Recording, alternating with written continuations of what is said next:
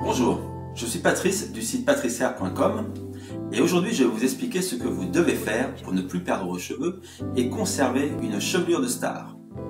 Je vais partager avec vous pourquoi vous ne devez pas vous laver les cheveux tous les jours et ce que vous devez faire pour avoir des shampoings brillants et en pleine santé tout au long de l'année. Mais tout d'abord, une petite précision. Vous êtes inscrit à l'instant sur mon site internet pour recevoir mon e-book, le diagnostic beauté du cheveu. Et vous allez le recevoir par email d'ici quelques minutes. Mon équipe est justement en train de vous l'envoyer.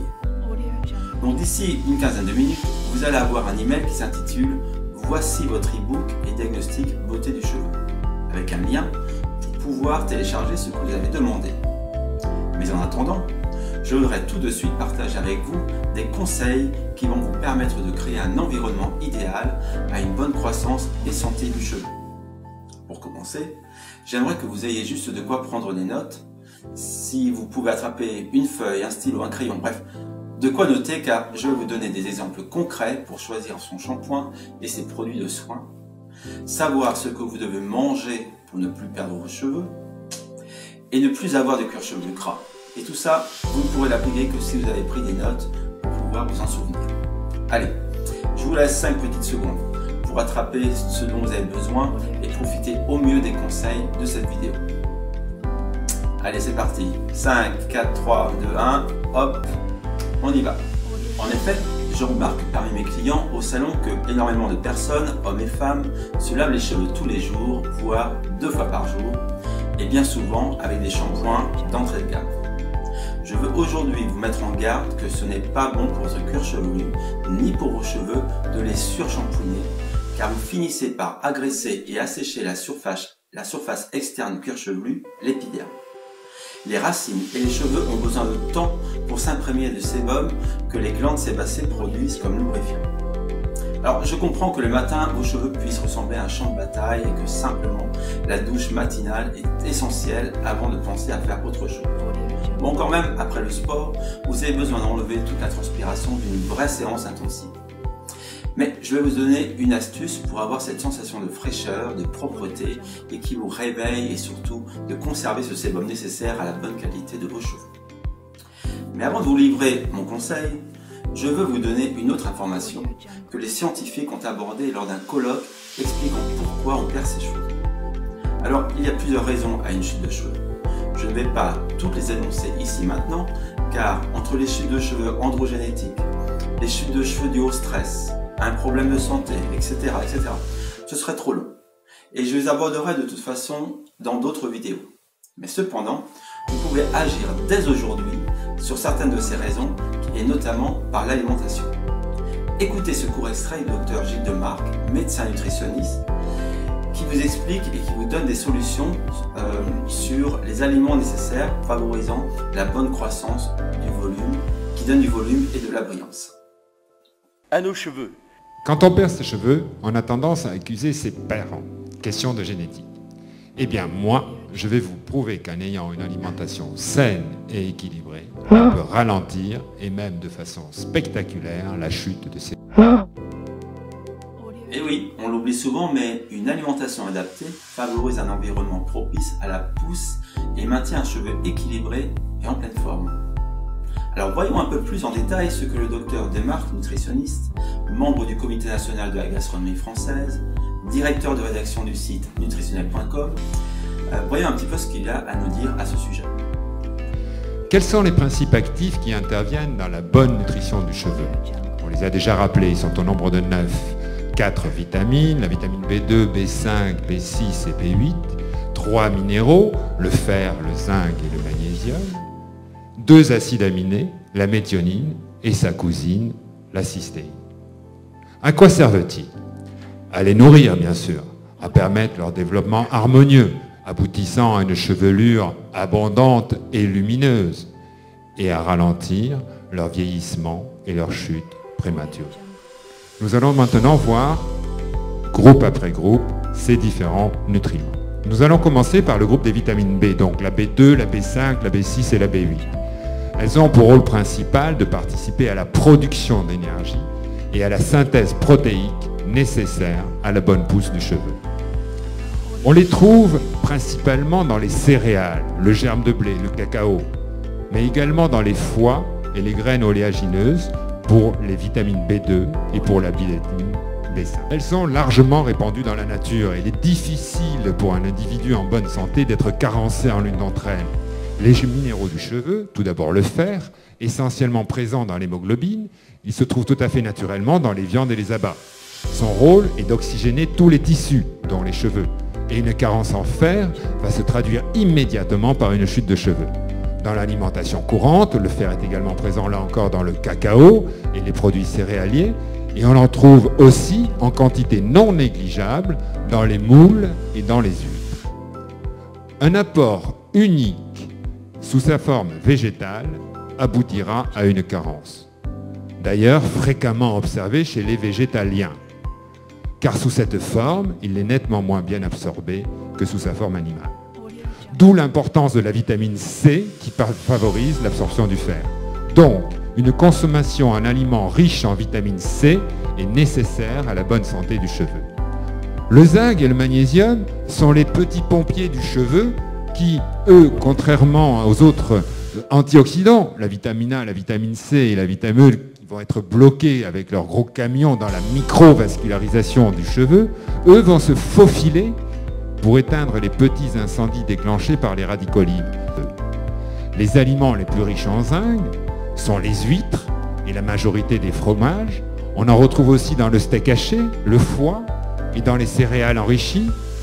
Et les aliments les plus riches en magnésium sont le cacao, déjà cité pour la vitamine B8, la biotine et pour le fer, les graines oléagineuses, les céréales, toujours les mêmes, mais aussi on le trouve dans les dattes, ce sont des fruits, dans des poissons, comme le maquereau, la sardine à l'huile, tous les poissons contiennent du magnésium, et curieusement dans les escargots.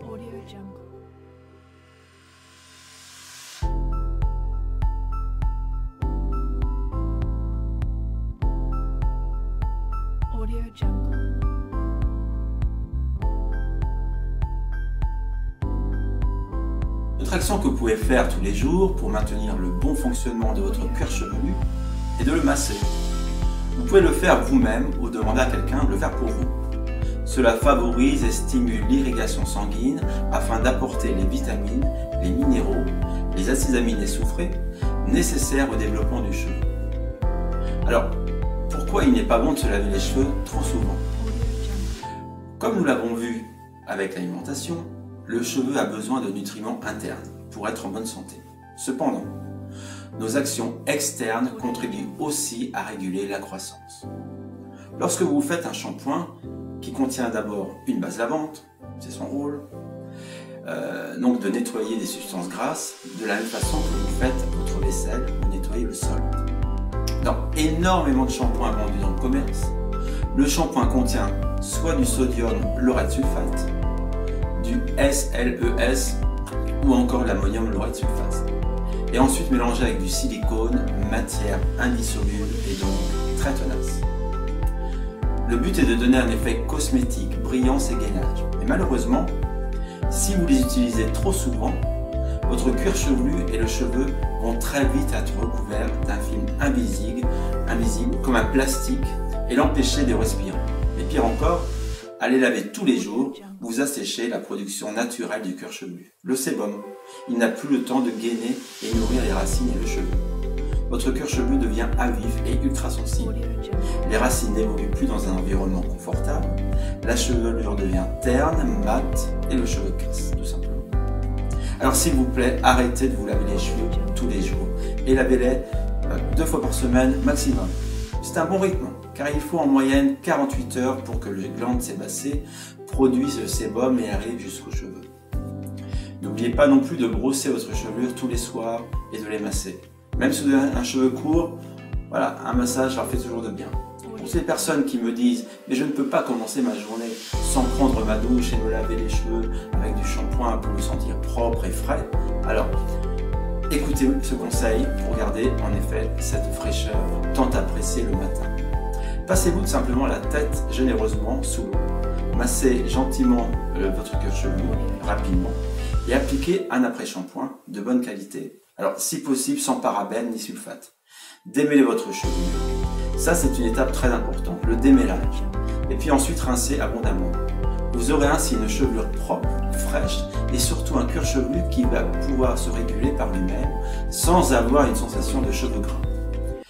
Essayez, comme de nombreux clients qui ont suivi ce conseil, d'espacer votre fréquence de shampoing et utiliser des produits sans sulfate.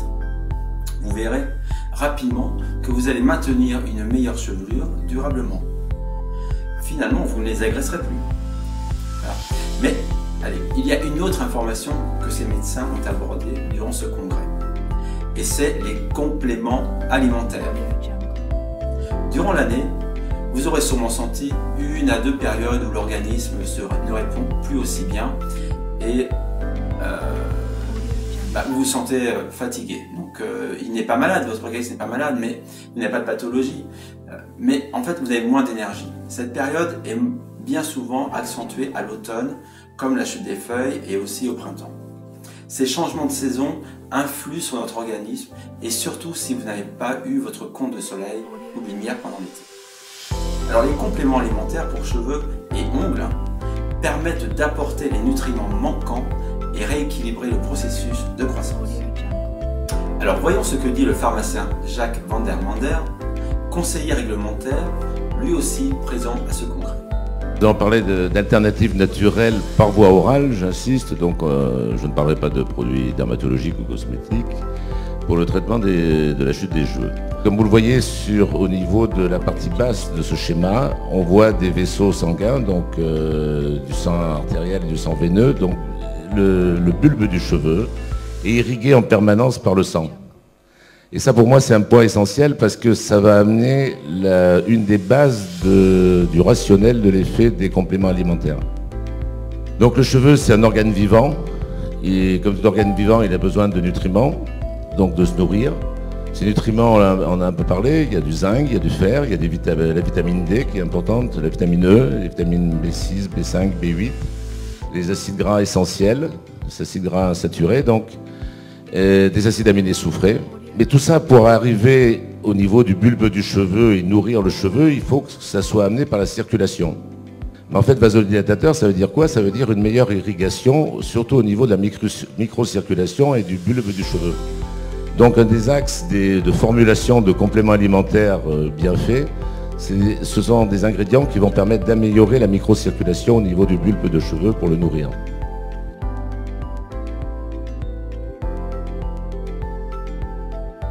On connaît des chutes de cheveux dans le cadre de régimes hypocaloriques, de régimes amaigrissants sévères.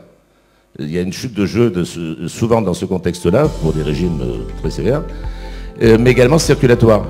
À nouveau, un des médicaments de référence dans ce domaine a pour seul mécanisme d'action sur le cheveu d'augmenter la circulation sanguine. Hormonal, on en a parlé, donc avec la testostérone, mais également inflammatoire, un cuir chevelu qui est en état d'inflammation. Ça veut dire que les bulbes pileux qui sont à l'intérieur du cuir chevelu vont être en état de souffrance et donc vont se développer moins bien. Donc la chute des cheveux, c'est le plus souvent multifactoriel et lié à plusieurs déséquilibres physiologiques. Et donc, en tant que pharmacien de formation, mais travaillant sur les compléments alimentaires, j'aime bien faire ce parallèle entre le médicament et le complément alimentaire.